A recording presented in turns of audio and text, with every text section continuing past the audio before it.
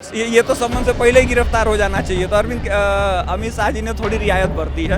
उनको तो नगाड़े वगाड़े पीटना चाहिए भाई। अपोजिशन वाला जेल में जा रहा है तो और चिल्लाओ भाई। किसी के ऊपर चोरी का आरोप लगाया, चुनावी माहौल है तो हम तो हल्ला करेंगे ना भाई। केजरीवाल ने बोल दिया है कि गोवा इलेक्शन में सारा पैसा जो लेन देन हुआ था वो सब आतिशी जी और सौरभ भारद्वाज के पास था। ये जिस हिसाब से चुनाव लड़ रहे हैं लोग उस हिसाब से तो बन ही जाएंगे। राहुल गांधी जी छोड़ के भाग गए अमेठी, अब रायबरेली पहुंच गए हैं। तो इस चक्कर में तो मुझे नहीं लगता कि ये लोग चुनाव लड़ रहे हैं, बस खाली मजाक उड़वा रहे हैं चुनाव का। वो पहले 9 समन पे गए नहीं, ठीक है। पहले लोअर कोर्ट ने उनको खारिज किया, फिर हाई कोर्ट ने खारिज कर दिया, अब सुप्रीम कोर्ट पहुंच गए।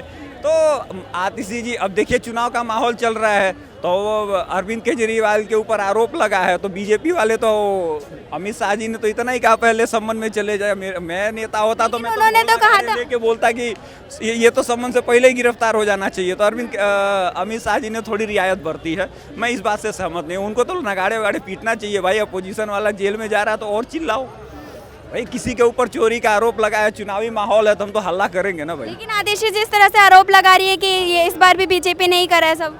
ना ये उनकी परमानेंट आदत है। अभी तो बेचारी खुद परेशान है। कभी बोलती है हमारे ऊपर फोन आया था उनके खिलाफ तो खुद माफी मांगने का नंबर आ गया है। और अरविंद केजरीवाल ने बोल दिया है कि गोवा इलेक्शन में सारा पैसा जो लेन देन हुआ था वो सब आतिशी जी और सौरभ भारद्वाज के पास था।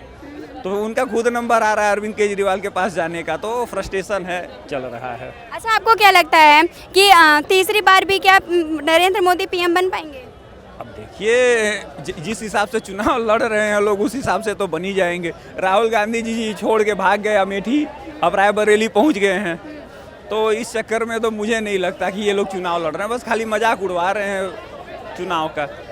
हाँ, कोई चुनाव ना कहीं नहीं चल रहा है, कोई चुनाव लड़ नहीं रहा है। ना अपोजिशन के कार्यकर्ता हैं, ना लोग हैं, ना वोट पड़ रहे हैं, ना किसी को कोई इंटरेस्ट है।